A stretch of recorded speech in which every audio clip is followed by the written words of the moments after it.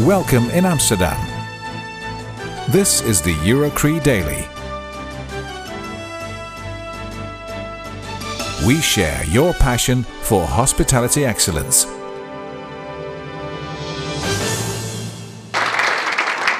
Thank you. Always difficult at the end of the afternoon to keep everybody awake, but I will give it a shot.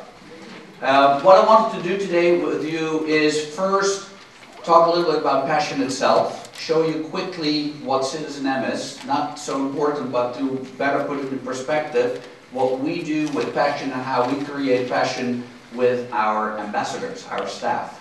And that I do think is very interesting, so I want to give you a quick presentation, take you through it, and maybe even indulge you in some questions and make it more two-way, 2.0 than just one-way.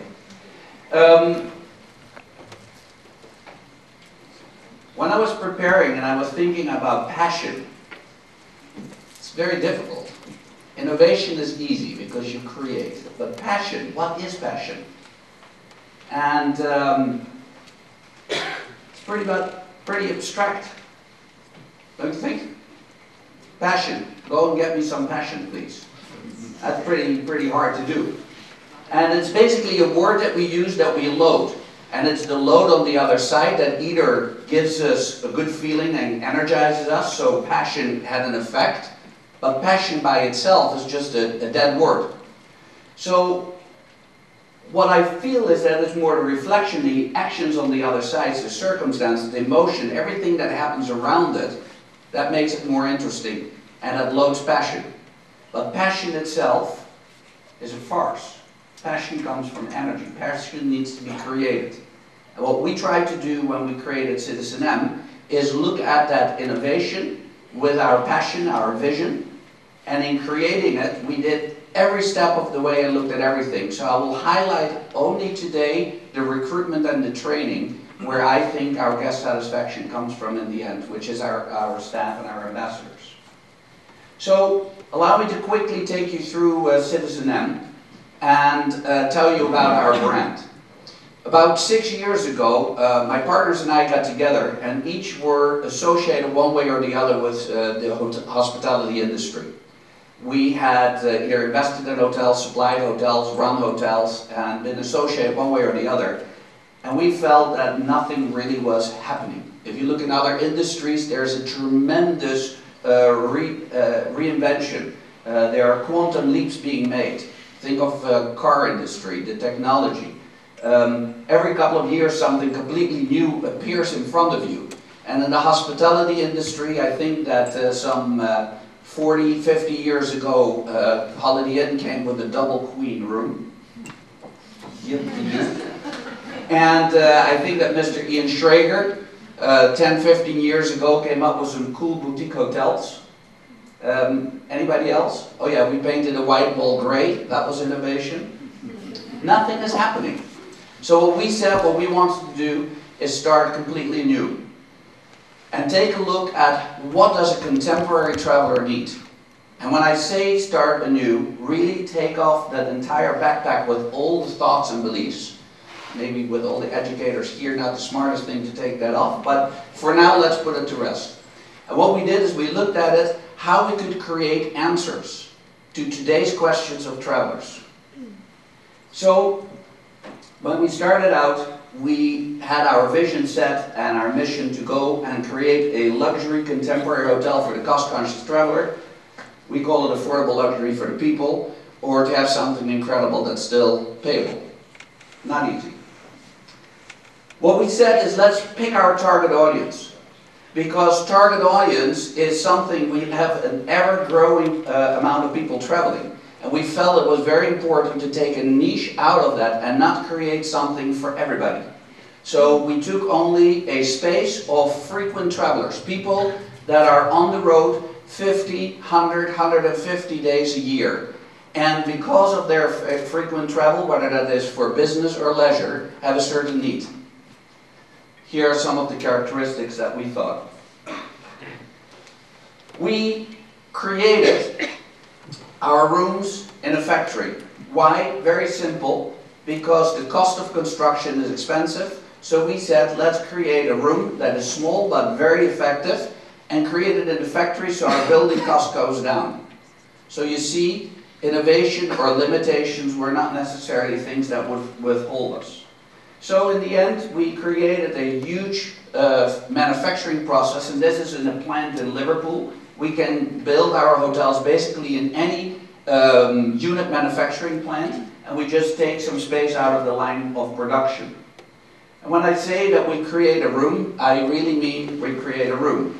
Our rooms are completely tested and later sealed in the factory, and if you see as the forklift truck picks it up, you see that the television is in there, the lights are on, everything is functional, water is tested, heating is tested, everything is done. Then we put it on the truck, and we bring it to the site. And at the site, what we do is we just prepare our foundation, put up a steel construction, and then we still love playing, we Lego. And we just put up the hotel.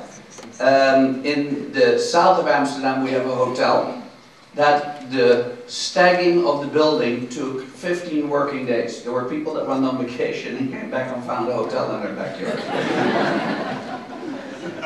Once we put the roof over it, it's watertight again, and we can unwrap our little present. And this is how our hotel at Schiphol looks, 230 rooms, first hotel that we opened a little 2.5 years ago now. How could we find this location? Traditional hotels were able to build about 80 to 90 rooms at that location. We have 230 rooms. So space, when we asked our guests, was not a premium they were willing to pay for. So what we ended up doing is not providing them space. And we're successful and did some other things that I will show you. This is our hotel in Amsterdam, 215 rooms. And the same really there counts that nobody thought that they could build a hotel with that many rooms at that location. And what we do is we nestle our hotels close to 5-star properties. So what happens in effect is that we become affordable luxury. So you will not find us necessarily next to some budget hotels and be a very beautiful budget hotel. We just turn it around. This is our hotel in Glasgow that we just opened this summer, 200 rooms. And we are under construction in London. This is a hotel right behind Tate Modern. This is a hotel we're building in London, right on top of the Tower Hill tube station. And we're going to New York. We have 2 locations, one at Times Square and one on Bowery, Soho. This is all a little bit to give you an idea of how an innovative concept can grow fairly rapidly. We think it's too slow, but we're now 5.5 years at it and growing. This is how you come in. At the entrance there is not a reception desk, because we felt that if we do electronic reservations, that would be the easiest for people, and chances that you know how to spell your own name are pretty good.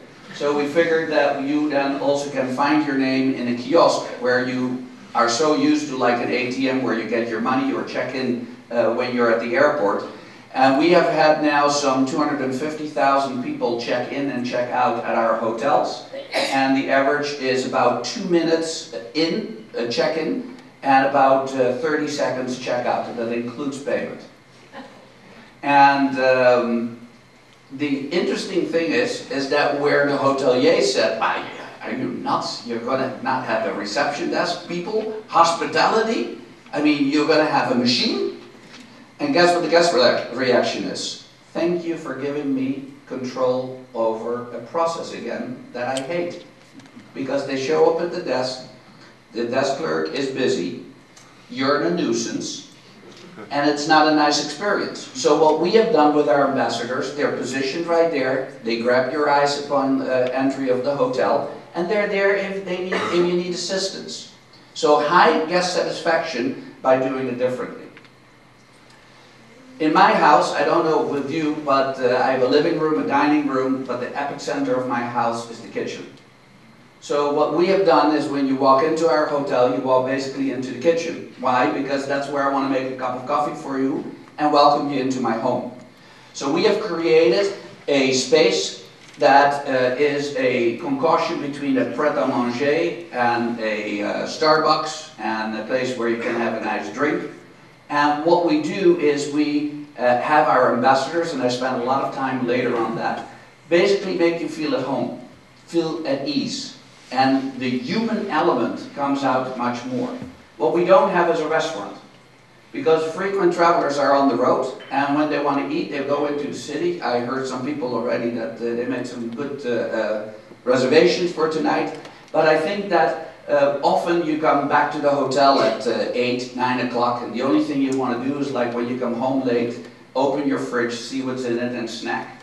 That's basically what we provide. A great strip of sushi, some salads, some sandwiches, but it's not a full meal. Then what we created is environments where people would feel comfortable. So in this area, for instance, it's a long table and a bar area whereby people sit together instead of being placed at a little table of two and look at somebody else being lonely at the table of two. And you sort of don't walk up and say, "Hi, I'm Michael." You sort of you smile at each other, and that's about it. So in our hotels, we create environments where people sort of meet up, because you're sitting at the same table, you might as well talk. These are some impressions of the hotel.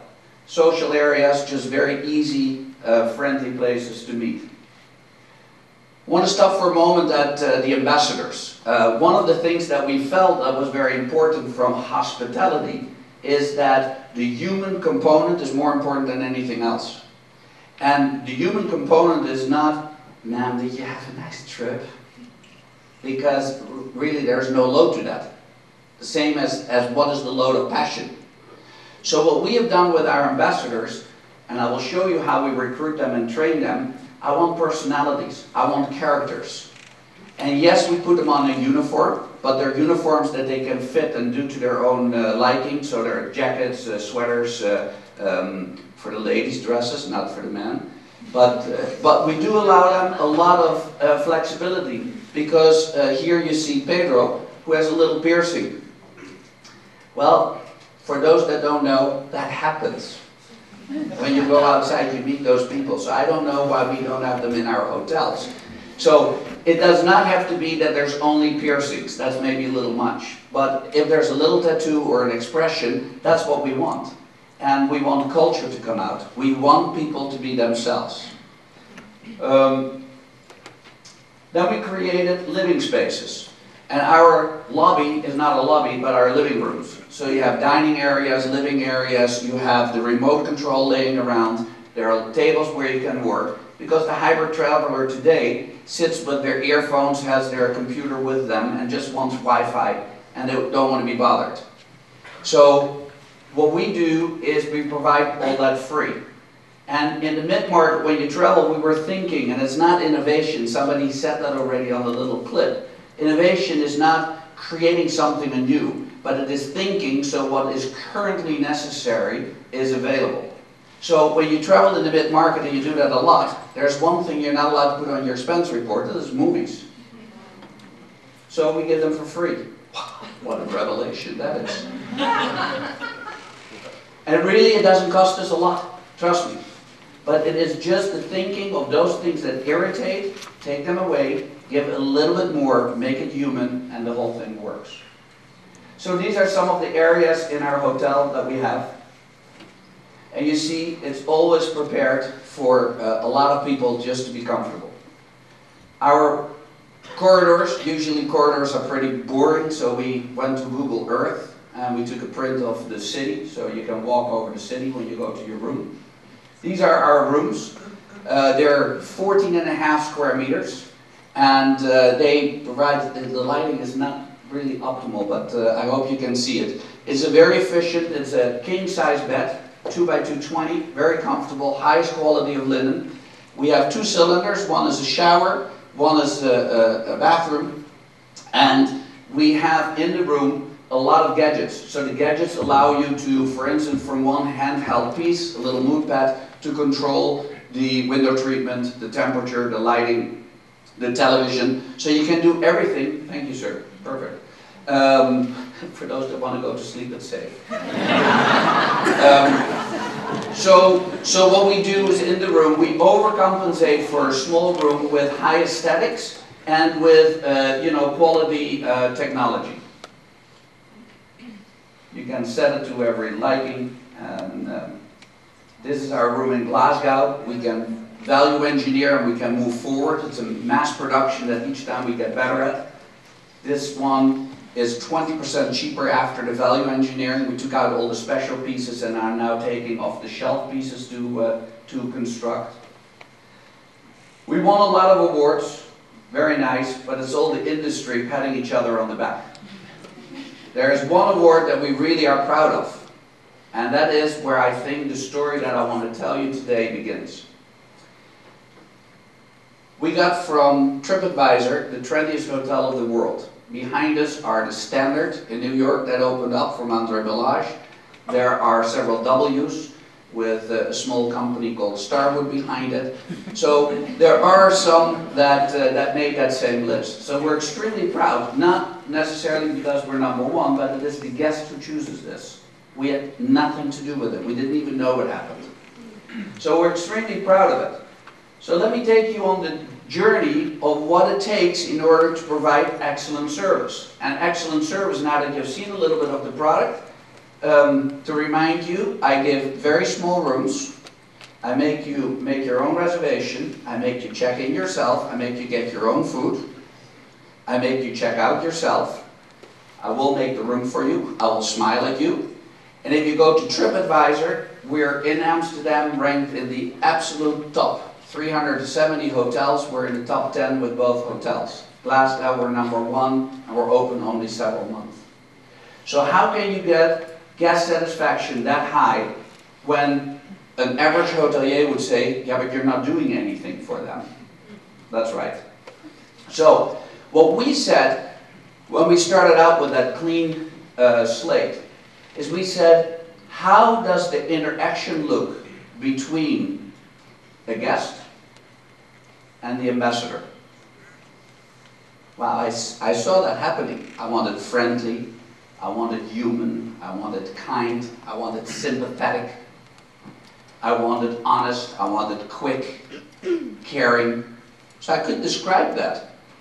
And then I said, well, if I see how that interaction is, then I also know what type of person I need. So if I recruit that person, that I need to provide that person with an environment where they can be themselves and create that feeling. And if I create that environment, I might as well put a manager there that knows how to manage those environments. So ultimately I know what type of manager. 9 out of 10 go the other way around. They start with, I'm the manager, and I'm going to tell you how service is delivered. So we looked at it the other way around. And what we said is, how can we then hire people that have that ability in them? Should I then look at hoteliers with training and know how to make a cup of coffee? Or should I look at and search for very nice people? And now you all yell, Michael, you're going to look for? Correct. So, what we do is we created workshops. With every new hotel that I open, I do the workshops while the hotel is still under construction. And we go online, we create a long list of applicants, and out of the applicants we screen till we have about 50 people that we invite for the workshop. And the workshop is 4.5 hours on a Saturday morning. So if you want to be hired and you go for an interview that takes you 4.5 hours on Saturday morning, you might as well like that job, right? Then what we do in those workshops, we basically have screened the people, we invite them to come in, and we do that in the construction site itself, because they might as well come to a place where they're going to be working and see what it is, how we create it. We register them, and these are our own CitizenM team members that help out. But for instance, these are 2 people that have absolutely nothing to do with HR, have nothing to do with operations, but they're there because they're passionate about what we have created together. After we have them come over, we do nothing. We have a good cup of coffee, we have croissants, we have Danish, and we do nothing but observe. And all of a sudden you see 50 people come in that don't know each other at all, but are all roughly the same kind. And we just start observing. And for about half an hour, you see those people come together and become passionate about just meeting each other. Well, they're human beings. That's a first good step. Then what we do is we put them around, and you see a little bit how we decorate, you know, the lobby then on the construction, and we welcome them. And during the welcome, I basically describe, as I did to you real fast, but a little bit slower, what we are aiming for with CitizenM.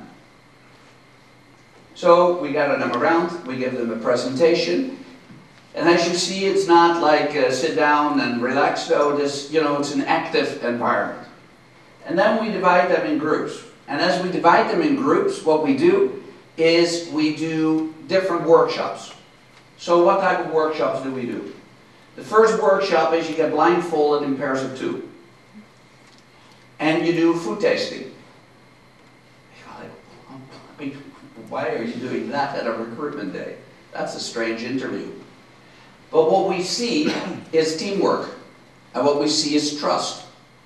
So you see behavior already that is deeply embedded in people.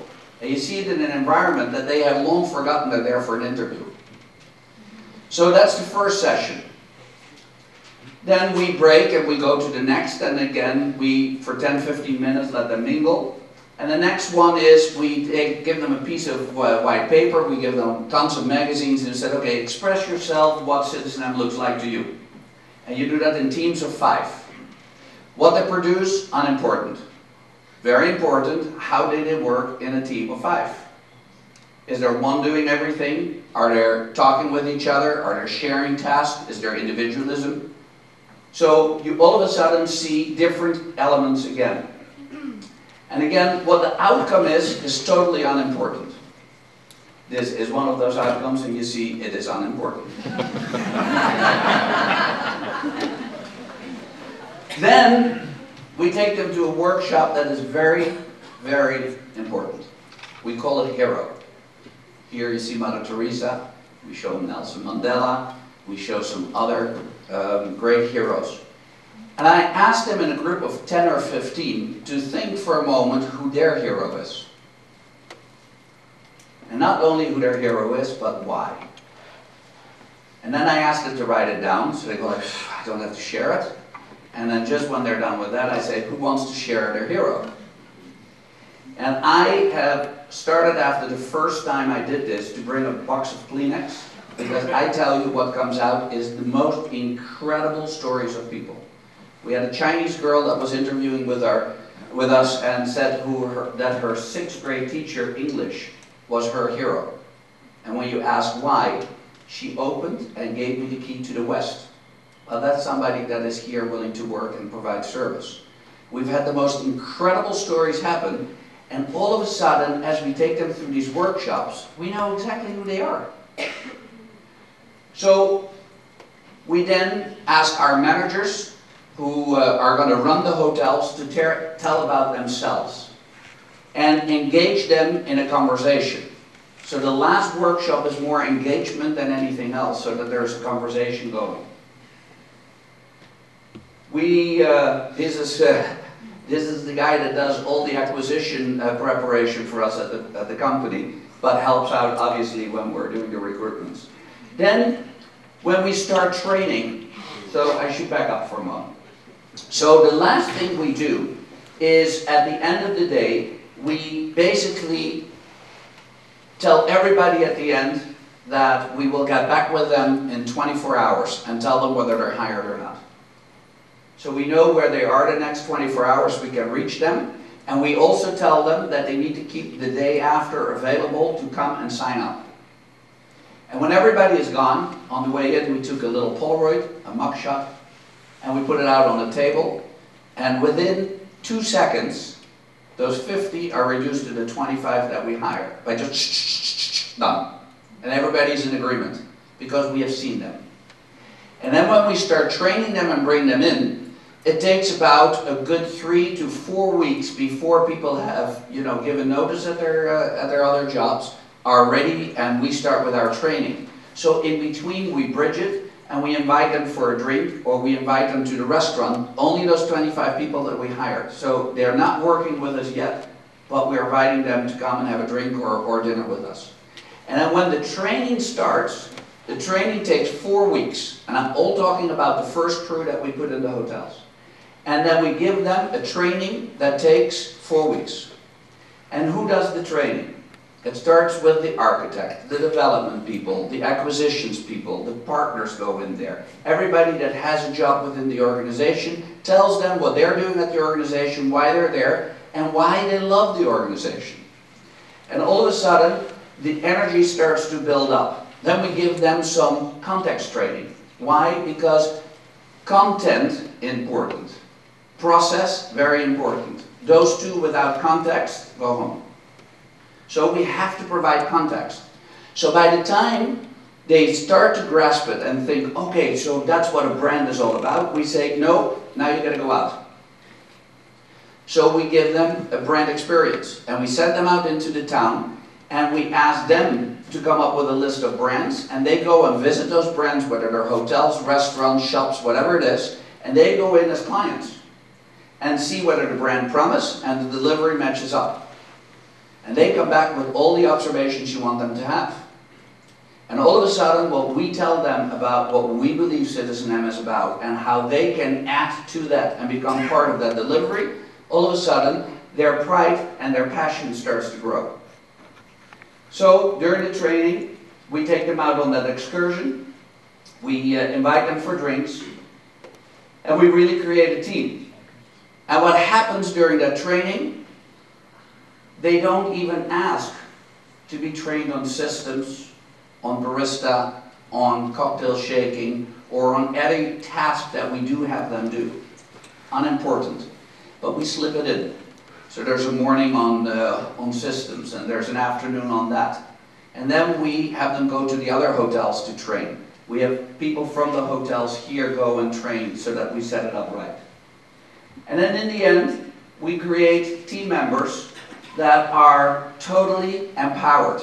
They're totally ready to go. Why? Because as a sponge that wants to soak up water, they emerged in who we are, and they came up. And they all of a sudden became our ambassadors. That's why the name ambassador.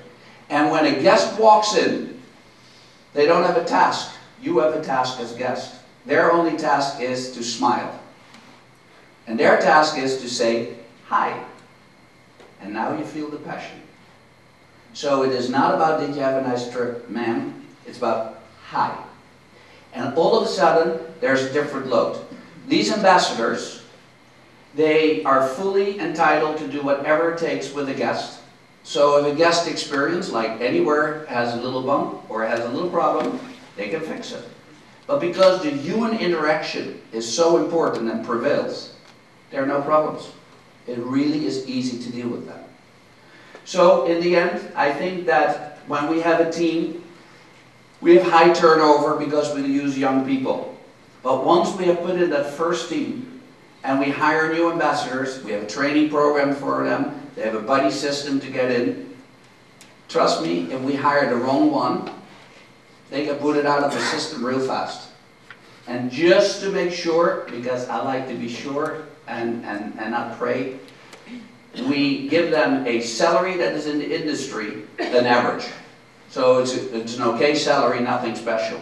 But every month they get 30% incentive if guest satisfaction is high. That wakes them up. So if the wrong person comes in and they don't feel as a team they can deliver service anymore, trust me, you're not welcome and you leave. And if it's the right one that can come in and participate, it happens. So 2 years later at Schiphol, a year later in Amsterdam, and in Glasgow opening, we have a passionate team that delivers innovative service in an innovative environment. And all we have done is taken the little word passion that really doesn't mean anything, but loaded it up. And that's basically our story. So here you see a happy ambassador. And if there are any questions, I gladly entertain them.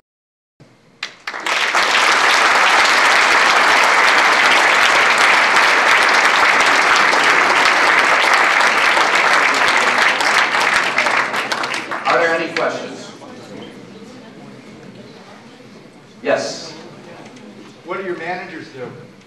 What our managers do? Well, a hotel of 230 rooms is run in the morning by 4 ambassadors and a shift leader, in the afternoon by 4 ambassadors and a shift leader, and 2 overnight ambassadors. And they do about 180, 190 check-ins and check-outs, and do all the food service and provide all the award-winning service that we give. The manager is somebody that is passionate, can guide teams, and their responsibilities are very limited. They need to schedule, so the team scheduling, which is very important. And the second thing that they do is ordering the food and beverage from par stocks. We do the contracting, we do the accounting, we fill the hotels, we do everything else. So they are in charge of the team. That's their responsibility. And we had 45 GMs apply for us in Glasgow when we opened up this summer. And people that had worked with great companies like EuroCHRIE and were even educated by the EuroCHRIE school. We had lots of managers, and I hired a gentleman that ran nightclubs. No hotel experience whatsoever. But what he was good at was to coach teams like this. I hope that answers your question. Thank you. Yes?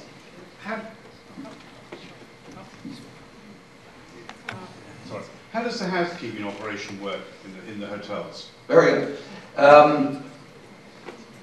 As we looked at everything anew, I said, well, housekeeping is really a specialty. So we felt that if you are good in facility management, you bring down the time and the quality goes up that is required, thus your expense. And then, as you know, in the hospitality industry, we don't buy our linen, we rent our linen that goes with the cleaning. And then I said all of a sudden, well, if I marry those two, and they do also my logistics of all the things that I store in the most expensive locations around town, then maybe I can pay them by a cost per occupied room. So I went to a large outfit here in Amsterdam, or in the Netherlands, that does facility management. They do hundreds of hotels. I went to one of the larger laundry companies, and I asked these guys to start a joint venture in a new company. And in my hotels, there are no storerooms. And with the linen, all the amenities and the cleaning supplies get delivered. And I outsourced it completely. But what I did say is the individual that works at the back of the house needs to be identical to the one that is in the front of the house. So they wear the same uniforms, they get the same training, they get the same TLC, tender love and care. And our ambassadors, incidentally, all our staff walks in through the front door. I have no back door. They eat where the guests eat, they eat what the guests eat, and I treat them like royalty because they're the ones providing the service. So we outsource the back of the house completely on a cost per occupied room. And they are so good at it that when we went to Glasgow, I tried to get 2 companies myself and get quotations, and they, with their knowledge, were able to do more savings and pay for their own. So they now manage that whole process in Glasgow also. Hope that answers. Anybody else? Yes. Hey, Jeff. Do they also, do the people involved in the back of the house also share in the 30% that you use as an incentive? No, because they are outsourced, so they're in a different collective bargaining, a different CAO. So there's a different thing, but we do have incentives for them. So they, within their own area, have incentives on cleaning, on numbers room cleaned, and what is very important for us is that they have the same passion. And what happens, that's usually the group of people that have the highest turnover in every hotel, and we have very loyal troopers because they like what they're doing a lot. So, but that is not mixed, that is separate, although it's behind the scene and the staff themselves will not know. Yes, ma'am. How do you measure satisfaction? Do you have an innovative way to do that? Yeah, very good question. How do you measure satisfaction? It's a little bit like passion. How do you measure it? Difficult. So we do it several ways. We look at our TripAdvisor comments daily. We look at other third-party comments every day. And we have our own survey, which is called a survey that basically asks, would you recommend us? A net promoter score, and it goes from -100 to 100 positive. And we look at that every day, and when people are positive, we just thank them. Only one question? Just Only one question. only one question, would you recommend us? That's the most important. And when we're failing that, then our managers get in touch with you. And ultimately, because that's why I think you're asking who judges whether they get the 30%, there's only one God in the hotel, and it's the hotel manager. So we don't get involved in that. Why?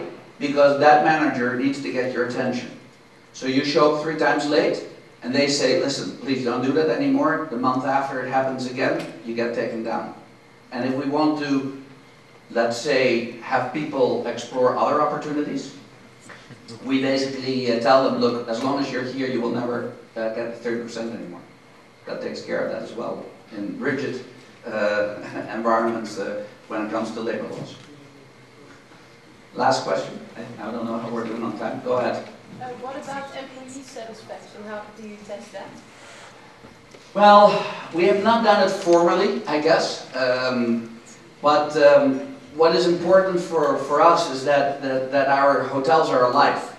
So everybody works in the hotels, hangs around the hotels, and what we notice is that when we enter from the central office, it's energy neutral. Nothing, you know, we have a very good rapport, friendliness, it's open, and you can measure very easy whether people are satisfied or not.